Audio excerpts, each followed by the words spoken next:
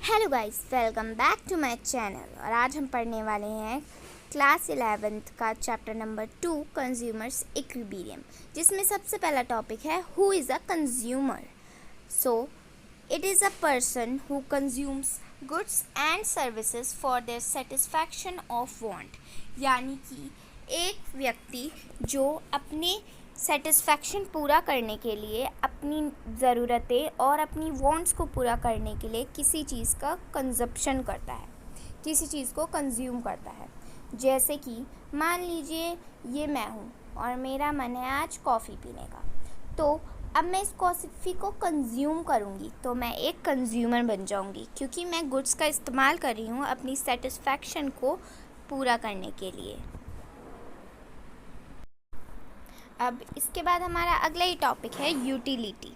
Utility it refers to want satisfying power of a commodity, यानी कि satisfying power को utility indicate करता है। In simple words utility is equal to satisfaction. जैसे कि मुझे ये कॉफ़ी पीने के बाद जो सेटिस्फैक्शन मिली होगी वही यूटिलिटी कहलाएगी। यूटिलिटी डिपेंड्स अपॉन अस, मतलब हमारी नीड कितनी ज़्यादा थी, हमारी उस चीज़ को कंज्यूम करने की इच्छा कितनी थी। जैसे कि उस कॉफ़ी को अगर मैंने पहली बार पिया होगा, मुझे बहुत ज़्यादा तलब मची हुई थी, तो हो सकता है मुझे 10 यूटाइल्स मिली हो सेटिस्फैक्शन, और हो सकता है मैं ऑलरेडी 3 कॉफ़ियाँ चटका चुकी थी तो मुझे सिर्फ और सिर्फ 1 यूटाइल कंजप्शन मिले। हमारा अगला टॉपिक है टोटल यूटिलिटी, यानी कि TU। TU refers to the total satisfaction obtained from the consumption of all the possible unit of a commodity, यानी कि ये टोटल सेटिस्फैक्शन है जो हमें किससे ऑब्टेन होता है, consumption of all possible unit of a commodity. यानी कि कोई एक गुड है, जैसे कि मेरी कॉफ़ी, उसको मैंने 5 बार पिया, तो अब उस सब 5 बार कॉफ़ी पीने पे जो मुझे टोटल सेटिस्फैक्शन मिलेगी उसी को टोटल यूटिलिटी कहते हैं। यूटिलिटी का मतलब होता है सेटिस्फैक्शन, तो टोटल यूटिलिटी का मतलब हुआ total satisfaction. As easy as that. देखिए, और अगला हमारा पॉइंट है marginal utility, which is MU। MU is additional satisfaction derived from additional consumption of one or more unit of a commodity, यानी कि MU का मतलब ये है कि जो हमें एडिशनल सेटिस्फैक्शन मिलती है एडिशनल गुड्स से, यानी कि एडिशनल गुड का कंजप्शन करने के बाद जो हमें एडिशनल सेटिस्फैक्शन मिलेगी वो ही MU कहलाता है। जैसे कि ये मैं हूँ और मेरा दोस्त है, हम दोनों मिलकर पार्टी करने गए, तो वहाँ जाके हमने मोमोज़ ख़रीदे। अब मैं हूँ बहुत चटोरी, पर मेरा दोस्त जो है वो उसका पेट सिर्फ़ और सिर्फ 2 मोमोज़ से ही भर गया, तो वहाँ थे 6 मोमोज़, तो 4 मोमोज़ उसने मुझे दे दिए। अब मैंने बिना रुके और सोचे फटाफट से वो मोमोज़ खा लिए, तो इस एडिशनल गुड से जो मुझे सेटिस्फैक्शन मिला होगा वही हमारा मार्जिनल यूटिलिटी कहलाएगा।